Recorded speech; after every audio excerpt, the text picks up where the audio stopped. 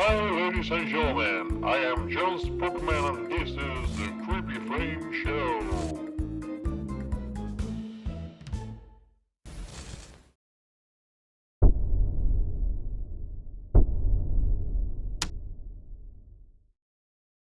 A lo largo de la historia, el ser humano ha recurrido a la creencia en dioses y entes sobrenaturales para dar sentido a cualquier elemento presente en el mundo de su época. Desde cosas lógicas como el sol, la luna, los cultivos o las estrellas, hasta el dios de las flatulencias, la viruela o el espagueti. Como sobre gustos no hay nada escrito, cada civilización pudo escoger a la deidad que mejor se adaptaba a su modo de vida y desarrollar su cultura en torno a ella. A algunas la jugada les salió tremendamente bien y perduran hasta nuestros días, mientras que la mayoría han desaparecido o bien han sido asimiladas o directamente erradicadas por aquellas con más adeptos, y es que las religiones no han sido conocidas precisamente por su tolerancia histórica ante otras creencias y culturas.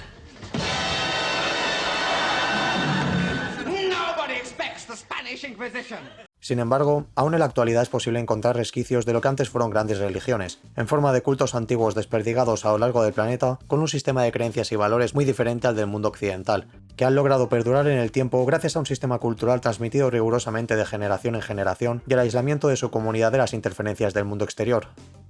Es por ello que, cuando algún urbanita despistado se aleja demasiado de casa, cabe la posibilidad de que termine encontrando alguna de estas comunidades ocultas, que, si bien en un principio suelen mostrarse tolerantes o incluso hospitalarios con el recién llegado, las diferencias culturales o religiosas terminan haciéndose notar, provocando que la tensión suba poco a poco hasta que eventualmente se dé alguna que otra rencilla sin importancia, que normalmente se arregla con un apretón de manos.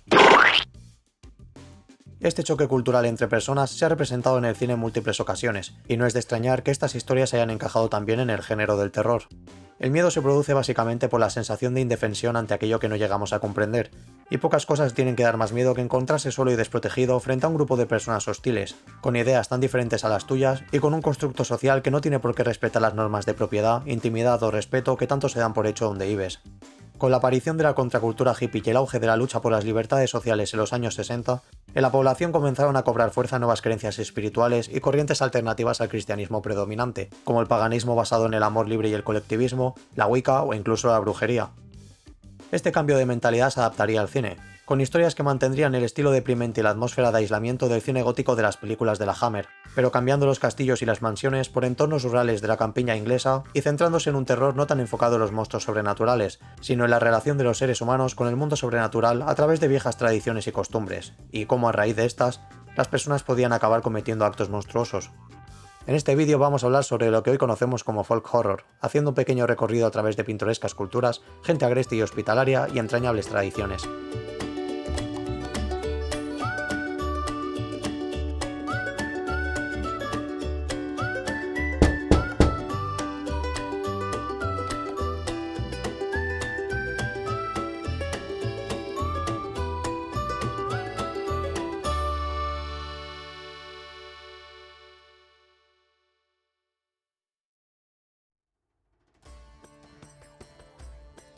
Como ocurre con la mayoría de subgéneros, el folk horror o terror pagano ha ido definiéndose de manera retroactiva a lo largo de la historia del cine.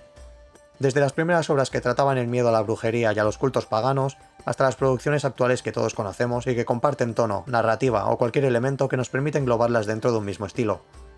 La primera mención al término folk horror que se conoce en el cine se la debemos a este señor, Piers Haggard, un reconocido cineasta británico que en una entrevista que se le hizo para la revista de terror Fangoria en el 2003 declaró que con su película The Blood on Satan's Claw estaba intentando crear una obra de folk horror, refiriéndose a un estilo de terror cercano al drama que reflejara los miedos y supersticiones de los aldeanos que vivían en la campiña inglesa, y recurriendo para ello a elementos típicos del folclore británico, que se opondría al cristianismo tan arraigado a la sociedad por aquel entonces.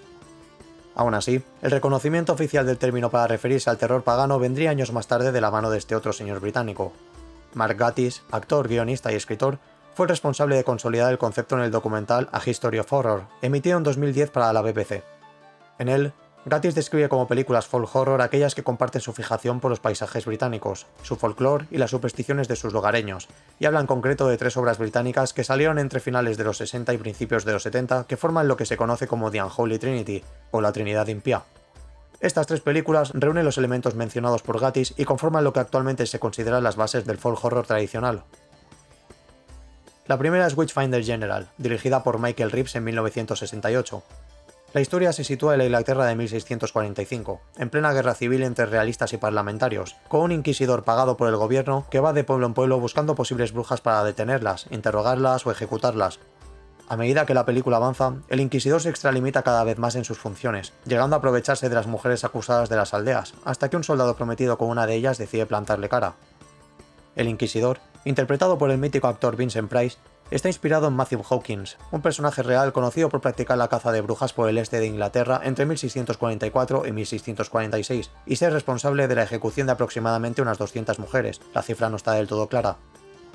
Además de por su evidente influencia en obras posteriores, la película es también recordada por salir con varios nombres diferentes, y sobre todo por las tensiones entre el director y Vincent Price, ya que la estrella le vino impuesta a Reeves por los estudios en contra de su voluntad, provocando que desde un primer momento el actor no se sintiese aceptado por el director y en más de una ocasión llegasen a intercambiar palabras. When Michael Reeves was signed to do Witchfinder General, he wanted Donald Pleasance to play the part of Matthew Hopkins. And when he found out that American International was going to be distributing the film in the United States, and thus had a controlling interest in the production, they wanted Vincent Price to play the part. Reeves went through the roof. He did not want Vincent Price to play this part, and he let everybody know it, including Vincent Price. Price showed up on the set for the first day, and Reeves wouldn't even talk to him. He would stay away from him. He'd turn his back on him. It was immediate hostility, just more than I think Price ever had seen in his life. De las tres obras de la trilogía, esta es la que a primera vista parece que encaja menos en los esquemas del terror pagano que todos reconocemos actualmente, ya que no aparecen cultos paganos o sectas, ni tampoco vemos manifestaciones sobrenaturales de ningún tipo. Se habla sobre brujería, sí, pero esta solo sirve de pretexto para que tengan lugar las acciones de los personajes y avance la trama. Esto es algo bastante lógico, ya que al ser una de las pioneras del género, los elementos típicos del folk horror no estaban tan asentados como ahora, que como hemos dicho se ha ido definiendo retroactivamente durante el paso de los años. Es por ello que, a lo largo de la película, podemos apreciar recursos típicos de otros géneros como el drama histórico o el propio western, como por ejemplo el encuadre de algunos planos, el uso de la cámara en ciertos momentos o el tono decadente de una sociedad sin ley impotente ante una autoridad que abusa de su poder. Esto al final juega a favor del componente de terror que pretende la película, ya que el realismo de las ejecuciones y la crueldad de los villanos impacta más cuando sabemos que las víctimas son personas normales y corrientes. Al final se hace bastante evidente que el Inquisidor lo sabe, pero que no le importa, ya que es un sádico que no tiene ningún problema en condenar, abusar o torturar a gente inocente. La película juega con momentos de puro contraste puestos para incomodar al espectador, como por ejemplo al principio mismo, en el que se nos presenta una apacible y verde campiña inglesa para justo después ponernos una ejecución por brujería, o cuando unos niños, después de que una mujer haya sido quemada viva, usan las brasas de la misma hoguera para cocinar patatas. A la parrilla, como me gusta. Witchfinder General es considerada actualmente como uno de los pilares del folk horror, ubicando en un pasaje rural una historia sobre brujería en una época de miedo y supersticiones, apoyándose en un ritmo lento que va intensificándose poco a poco y en un tono deprimente muy acertado. De hecho, ese tono es el que quería conseguir Michael Reeves a la hora de hacer la película, alejándose de los tópicos del cine de terror gótico de los 60. La segunda película de la trilogía es The Blood on Satan's Claw, dirigida en 1971 por Piers Haggard, el de la entrevista para Fangoria en el 2003. La película se sitúa en una aldea del siglo XVIII en la que, durante un día de trabajo, un campesino se encuentra una calavera que nadie sabe identificar y que no parece humana. A raíz de este descubrimiento y el de una misteriosa garra por parte de los jóvenes de la aldea, las cosas empiezan a ponerse feas, ya que parece una bestia que vuelve loca a los que ataca y los chavales comienzan a comportarse de manera cada vez más extraña, dejando de asistir a la escuela y la iglesia para irse a celebrar rituales en medio del bosque, donde comenzarán a perseguir, torturar y sacrificar al resto de sus compañeros.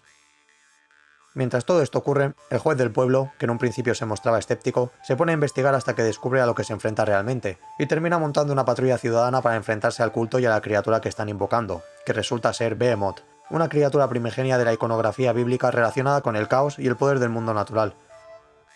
En esta película cobra importancia uno de los elementos más característicos del folk horror en el cine, la existencia de sectas o cultos que adoran a algún ente sobrenatural y que se convierten en una amenaza para el resto de personajes, en este caso sus vecinos.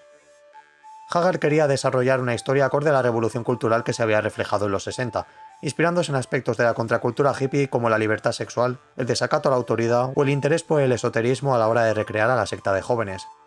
De estos destaca especialmente Ángel, la líder del culto, que gracias a la gran interpretación de Linda Hayden recrea a la perfección el contraste entre la faceta inocente de una niña y una personalidad manipuladora, sádica y con un marcado carácter sexual hecho para tentar a sus víctimas y atraerlas al culto, con una aura de rebeldía directamente enfrentada con los dogmas católicos. Si bien esto y la presencia de Behemoth puede hacernos pensar que su culto es satánico, lo cierto es que la película opta por un enfoque más relacionado con el paganismo, como una especie de fe ancestral mucho más antigua que el cristianismo y relacionada con la tierra en su estado más puro, sin tantas distinciones entre el bien y el mal. Esta conexión se refuerza con el uso de la cámara a ras de suelo en algunos segmentos. It was important for the rest of the film to have the camera often very low. So we dug an awful lot of holes, put the camera in, just to give you the feeling that we were somehow in the earth and what it was might come out of the earth. The labor, the sense of the soil, was something that I tried to bring into the picture. A diferencia de Witchfinder General, aquí sí contamos con elementos fantásticos, aunque ambas películas juegan con lo mismo a la hora de no dar tanta importancia a la presencia de dichos elementos, sino a los propios actos de los personajes humanos y su relación insana con el mundo sobrenatural. La aparición del demonio se limita a unas pocas escenas, y su impacto en pantalla es menor que el de los miembros de su culto, pareciéndose más a un animal que a la propia encarnación del mal, además de tener una voz que parece una mezcla entre Gollum y una vieja fónica, que más que miedo da risa. Al final esta idea queda reflejada mucho mejor en los jóvenes de la secta, ya que son ellos los que cometen todos los crímenes, torturando, violando y matando. Esto es algo intencional, ya que el mismo Haggard mencionó que con esta película la figura del demonio debía percibirse como algo menos peligroso que los propios habitantes del pueblo, y es que para esta película el guionista Robert Wayne Simmons se inspiraría en varias premisas, como los crímenes de la familia Manson para reflejar el carácter sectario y violento de los miembros, los juicios a las brujas de Salem para los elementos relacionados con los ritos en las invocaciones, y los crímenes de Berry Bell para recrear el asesinato de niños, que siempre es un plus cuando pretendes crear escenas perturbadoras en una peli de terror. Al final estas influencias quedan bien reflejadas en la película, y aunque la música a veces no acompaña y reste potencia a las escenas más impactantes y desagradables, en conjunto The Blood on Satan's Claw consigue una atmósfera muy evocadora que transmite ese mal cuerpo de ver cómo una comunidad de gente buena y sencilla va corrompiéndose poco a poco para convertirse en algo primitivo y amenazante. 2 años más tarde, Robin Hardy dirigió The Wicker Man, tercera película de la trilogía y seguramente el mayor referente mundial a la hora de hablar de cine folk horror. En ella se nos cuenta la historia de un sargento de policía que un día recibe una carta anónima que le informa de la desaparición de una niña en una isla llamada Summer Isle. Al llegar ahí, el sargento descubre que sus habitantes, agradables a primera vista, pero reacios a darle información sobre la desaparecida, viven en una comuna pagana que ha renegado de la fe cristiana para adoptar un estilo de vida alternativo, venerando el ciclo de las estaciones, el dios sol, la madre tierra y los elementos de la naturaleza. A medida que la investigación avanza, el sargento irá teniendo encontronazos cada vez mayores con los habitantes de la isla, ya que la mentalidad sexualmente abierta y ecologista de su culto choca frontalmente con el conservadurismo católico del protagonista, que se horroriza al ver las orgías en la calle, la celebración de danzas rituales y una filosofía respecto a la muerte relacionada con la reencarnación y no con la resurrección típica del cristianismo. I mean, you've got fake biology, fake religion. Sir, have these children never heard of Jesus? Himself the son of a virgin, impregnated, I believe, by a ghost. Todo culminará con uno de los finales más míticos de la historia del cine de terror, presidido por el discurso del líder religioso de la comunidad, interpretado por el gran Christopher Lee, que está fenomenal en uno de sus mejores papeles. El mismo actor considera The Wicker Man su película preferida y una de las mejores en las que ha trabajado, reivindicando su valor constantemente a lo largo de los años. Su compromiso con la obra y las limitaciones del presupuesto llevaron a que ni él ni gran parte del reparto cobrasen por sus actuaciones durante el rodaje, algo de lo que hasta el día de hoy aún nos ha quejado. Esta película muestra de manera clara la transgresión de la fe cristiana y el aferro a las antiguas tradiciones que suelen tener los cultos en el terror pagano británico. Para inspirarse en la cultura de los habitantes de Summer Isle, Robin Hardy y el guionista Anthony Shaffer se inspiraron en La Rama Dorada, uno de los estudios sobre mitología y religión más importantes que existen. En esta obra se definen los elementos que tienen en común las creencias religiosas actuales respecto a los cultos más antiguos que se conocen por el ser humano, que tenían como base el culto a la fertilidad y la veneración a las deidades del sol y la tierra, y que según el autor constituyen la base de la mayoría de mitologías mundiales. En estos cultos se escogía un rey sagrado que representaría temporalmente al dios sol, antes de ser sacrificado para que el ciclo de la fertilidad continúe. The Wicker Man bebe claramente de los cultos descritos en La Rama Dorada para recrear el ritual que realizan los habitantes de Summer Isle, que tienen que atraer a algún incauto y embaucarlo de cualquier manera para que se quede en la isla hasta la celebración del 1 de mayo, momento en que lo vestirán como un rey puchinela para recrear el sacrificio del dios sol, y así intentar apaciguar a los dioses antiguos y solucionar el problema de malas cosechas con las manzanas, el principal sustento de la isla.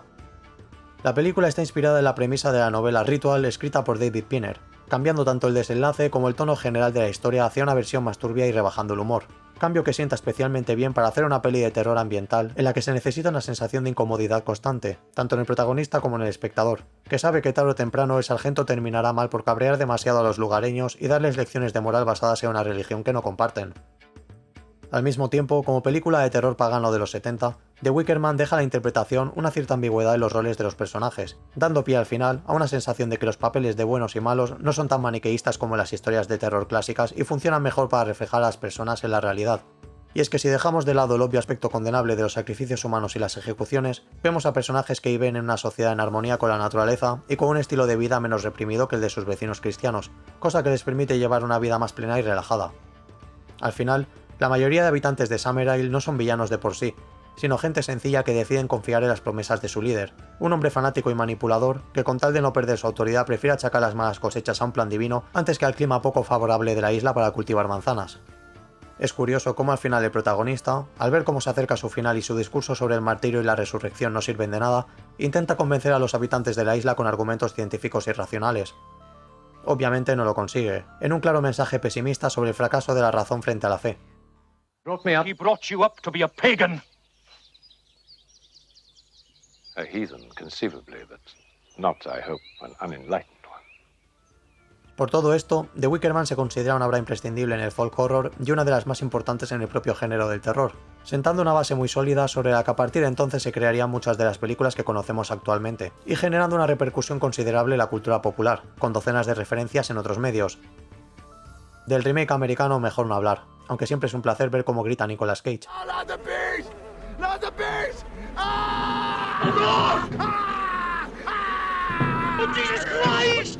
Como hemos visto, tanto las películas de las que hemos hablado como sus responsables provienen del Reino Unido, y es que históricamente el cine británico ha sido el principal referente mundial a la hora de crear obras sobre terror pagano, gracias a productoras como la Amicus Productions o la Tygon British Films, compañías no tan reconocidas como la todopoderosa Hammer, que por aquel entonces era quien partía el bacalao con sus monstruos clásicos del terror gótico, pero responsables durante los 70 de la producción y distribución de algunos de los productos más representativos del folk horror tradicional, tanto en el cine como en televisión.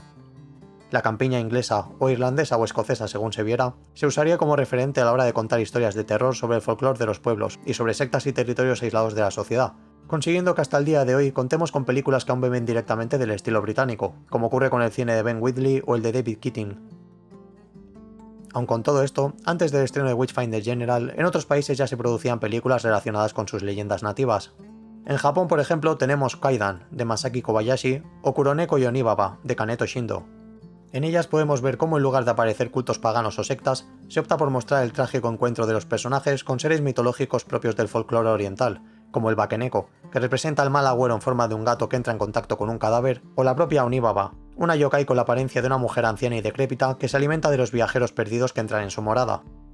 El cine nipón sobrenatural de esta década juega con la sensación de aislamiento en espacios abiertos y el peligro que se oculta en la naturaleza, además de que las manifestaciones sobrenaturales se usan como reflejo de los pecados que cometen los personajes, como el odio, la envidia o la venganza, para invitar a la reflexión sobre las consecuencias de nuestras malas acciones.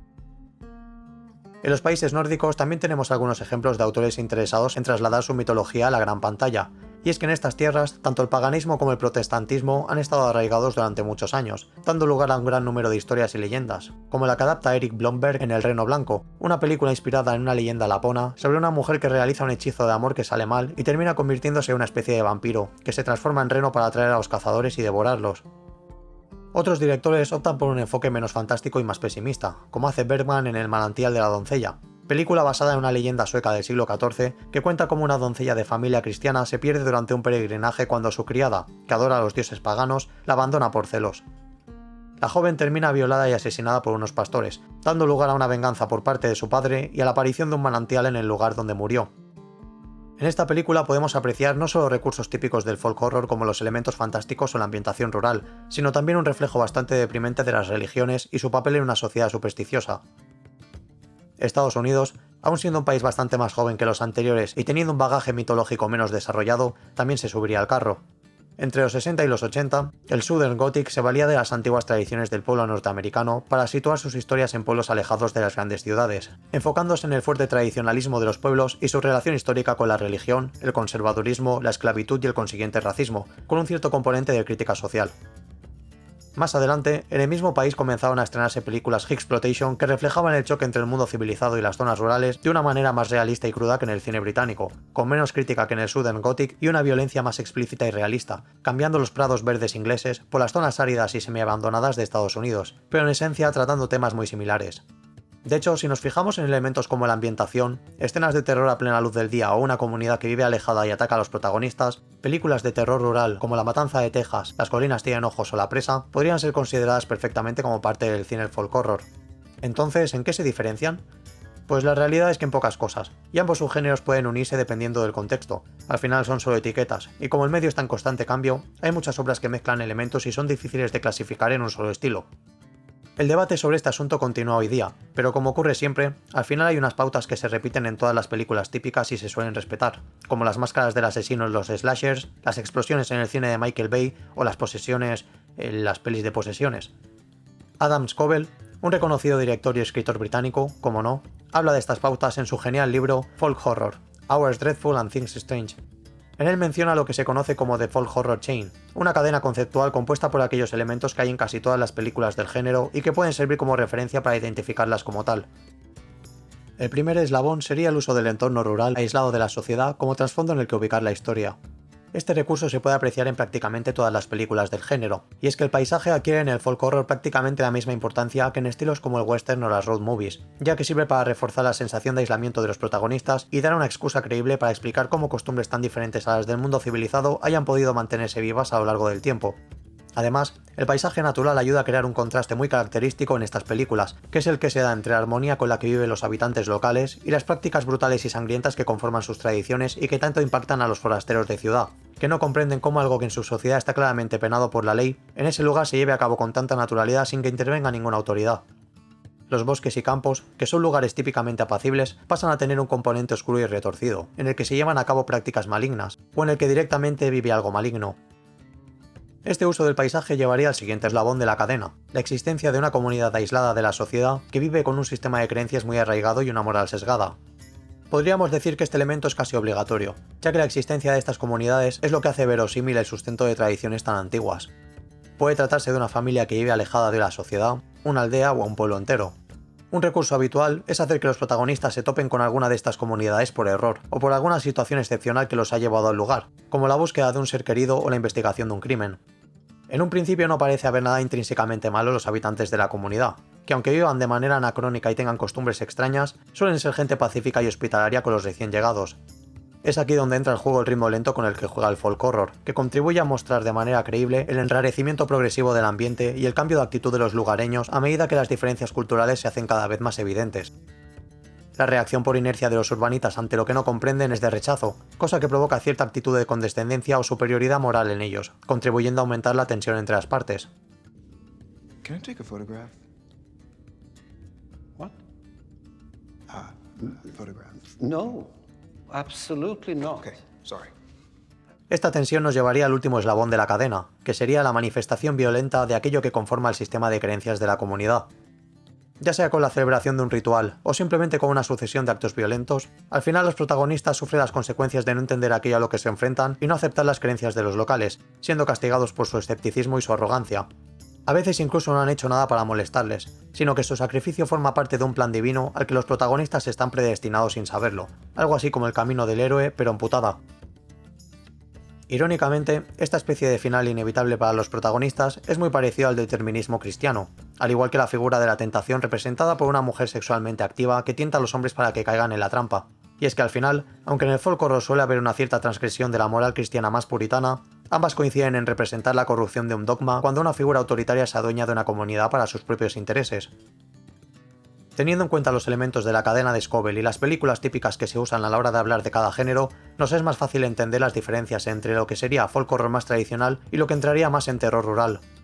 Aunque ambos ocurren en entornos abiertos y alejados, el terror que se maneja en el rural es más físico y violento, menos reflexivo, suele tener un ritmo más rápido y, algo importante, elimina el componente religioso de su mensaje, siendo la principal diferencia ideológica entre los personajes puramente cultural y no espiritual.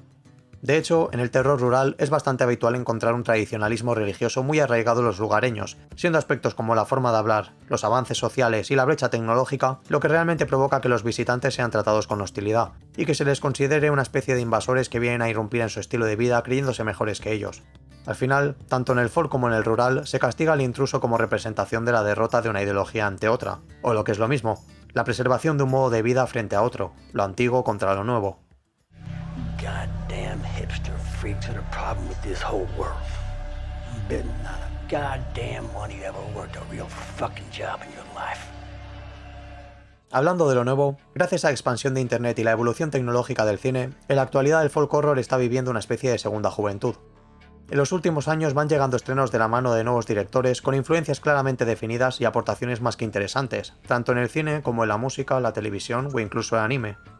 Al fin y al cabo, el origen británico de la trilogía impía y la cadena de Scoville han servido para asentar las bases del género, no para ser una guía cerrada e infranqueable. Y es que si algo bueno tiene el folk, es su capacidad para poder contar historias sobre el acervo mitológico religioso de cualquier país a lo largo del mundo, ya que todas las culturas tienen mitos, tradiciones y supersticiones que pueden inspirar una historia de terror, contribuyendo así a que el subgénero crezca y se enriquezca.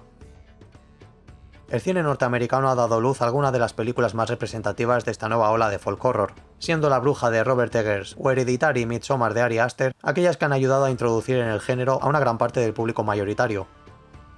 El cine de Ari Aster bebe de obras clásicas del terror y el drama para reinterpretar sus premisas en un contexto actual, ofreciendo su propio punto de vista y plasmando sus reflexiones personales en las películas. En Midsommar, por ejemplo, la trama del ritual que practican los habitantes de Harga se usa como trasfondo para centrarse en los temas de los que trata realmente la historia, que son las relaciones de pareja y la gestión de los problemas emocionales tras un acontecimiento traumático. Dani, la protagonista, recurre al viaje como descanso y como una especie de terapia para su depresión, que se ve incapaz de gestionar donde vive, tanto por los recuerdos recientes como por el ritmo de vida frenético con el que se vive en la ciudad. Esto la llevará a buscar un lugar apartado para desconectar en la naturaleza, dando así una excusa creíble para la aparición del escenario rural en el que se desarrollará la acción. Mientras avanza la trama, nos ponemos en la piel de Dani y vemos su evolución emocional a medida que se relaciona con su pareja y con la comunidad de Harga, hasta que llegamos a una especie de final catártico en el que la protagonista se desprende de todo lo que la ataba a su pasado y encuentra un lugar en el que se siente querida y aceptada, en una especie de versión enfermiza de lo que debería ser un episodio de superación personal.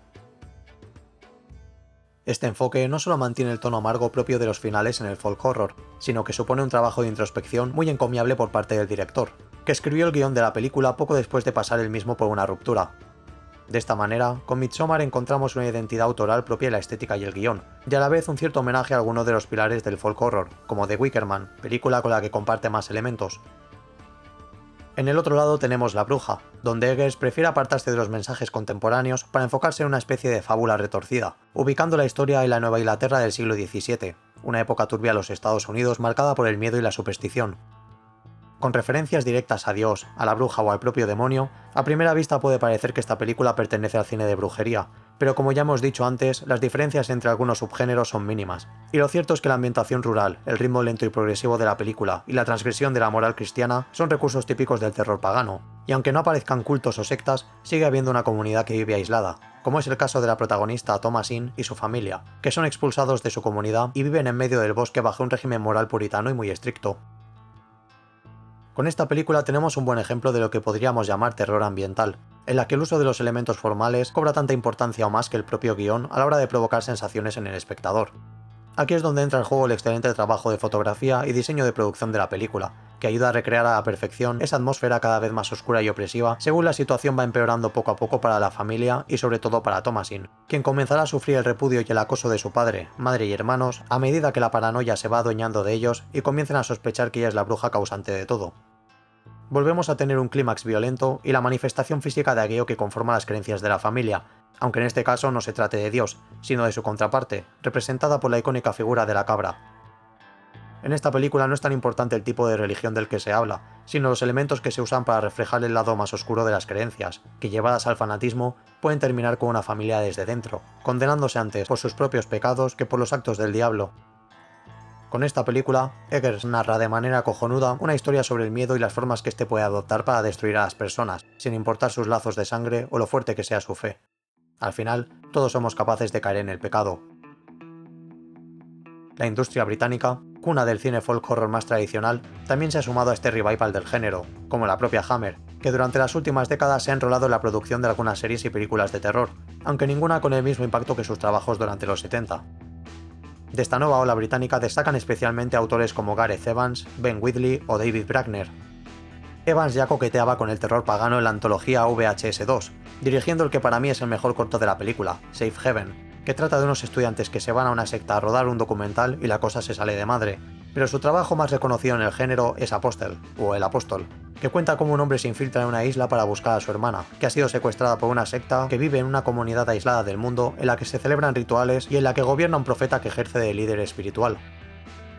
Aun teniendo una premisa prácticamente idéntica a la de The Wicker Man, Evans se las apaña para lanzar un mensaje bastante interesante sobre la instrumentalización de la fe en beneficio político, aderezado con bastantes escenas explícitas y elementos sobrenaturales que se separan bastante del desenlace de la película de Robin Hardy. Por otro lado, Ben Wheatley experimenta con dos vertientes muy diferentes del género en sus películas Kill List y A Field in England. En esta, el director opta por una presentación onírica y casi surrealista de la historia, que en ocasiones recuerda a Witchfinder General por el escenario y el marco histórico, pero con un estilo bastante original. En Kill List, por el contrario, se deja de sutilezas y se va a la estética realista, casi amateur, mostrando la violencia sectaria de manera mucho más gráfica y sucia. En ese sentido, podríamos decir que tanto Wheatley como Evans beben del estilo más tradicional del folk horror en sus historias, pero actualizando su estética acorde a los medios actuales y aportando un giro de tuerca en algunos aspectos, como la presentación de una violencia física que nos recuerda más al terror rural de los 70 que a los clásicos del género. Obviamente no todo se queda en sectas. En los últimos años también ha habido un buen número de estrenos relacionados con la vertiente más fantástica del folk horror. Krampus, La Llorona, Tokoloshe, El Wendigo, los Namahage, Baba Yaga. Cada cultura cuenta con sus monstruos particulares, y con la facilidad que proporcionan los efectos especiales generados por ordenador, hoy día un director que se lo proponga puede crear con pocos recursos cualquier bicho de alguna mitología conocida con un CGI cutre y ponerle delante a un grupo de chavales para que se los vaya cargando. Aunque la mayoría de monster movies que entran dentro de este saco no suelen darle mucha importancia a la historia, siendo su único reclamo la mera presencia del monstruo, a veces los guionistas se ponen creativos y tratan de crear una historia seria sobre las relaciones de los personajes entre sí, en las que se usa al monstruo como representación de algún miedo o trauma de los protagonistas, o directamente como amenaza externa que servirá para ponerles a prueba. Esto no siempre sale bien, y es que la línea para cagarla en este punto es muy fina. Muchas pelis que lo intentan terminan siendo mediocres y pretenciosas, o lo que es peor, aburridas, pero algunas consiguen encontrar un equilibrio entre contar una buena historia y a la vez hacer una peli con monstruos entretenida, como es el caso de The Ritual, de David Bruckner, que nos cuenta cómo un grupo de amigos hacen una excursión por las montañas de Suecia en honor a uno de sus compañeros, que murió asesinado hace poco, y cómo terminan perdiéndose en el bosque, siendo acechados por una criatura ancestral y los seguidores de su culto. Al igual que Gareth Evans, Bruckner también anticipaba elementos de su cine en la saga VHS, luciéndose con Noche Amateur, un cortometraje en el que ya aparece un monstruo basado en la mitología de una religión, en este caso el súcubo, un demonio femenino que se alimenta de los hombres usando el sexo como reclamo. En The Ritual, la criatura que acosa a los protagonistas es el Mother, una aberración mitad alce y mitad humano inspirada en un Jotun, una especie de demonio de la mitología nórdica, hijo bastardo del dios Loki, y que ofrece la vida eterna a aquellos que le adoran y le ofrecen sacrificios.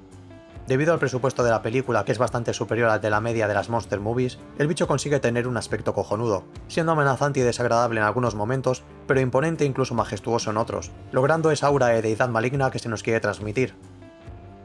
Además de esto, la película también acierta en la trama humana, contando una historia sobre la cobardía y la superación ante las adversidades, con un protagonista que comienza la película sintiéndose culpable por la muerte de su amigo, pero que al final consigue plantar cara al monstruo, encontrando así la redención al enfrentarse a sus miedos. The Ritual es un buen ejemplo de cómo contar una historia de terror con elementos fantásticos, valiéndose de una ambientación excelente que va aumentando el mal rollo poco a poco y a la vez logrando que empaticemos con sus personajes. Bien por ti, David Bruckner.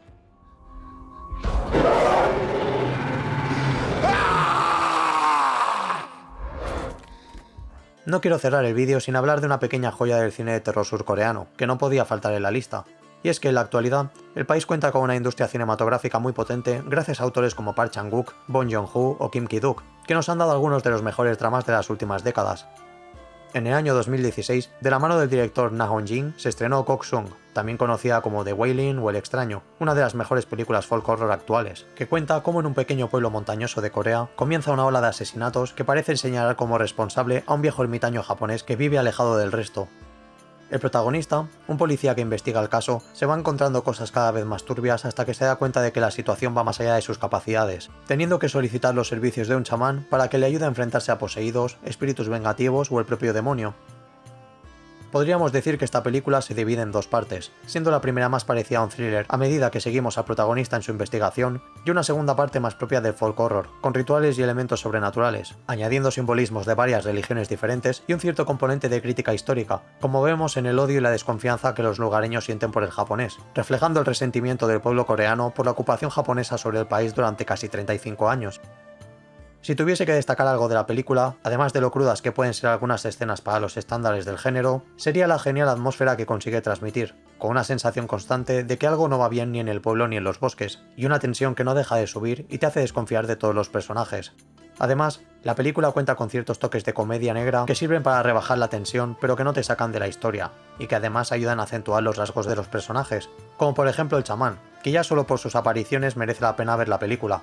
En serio, la escena del exorcismo es una puta locura.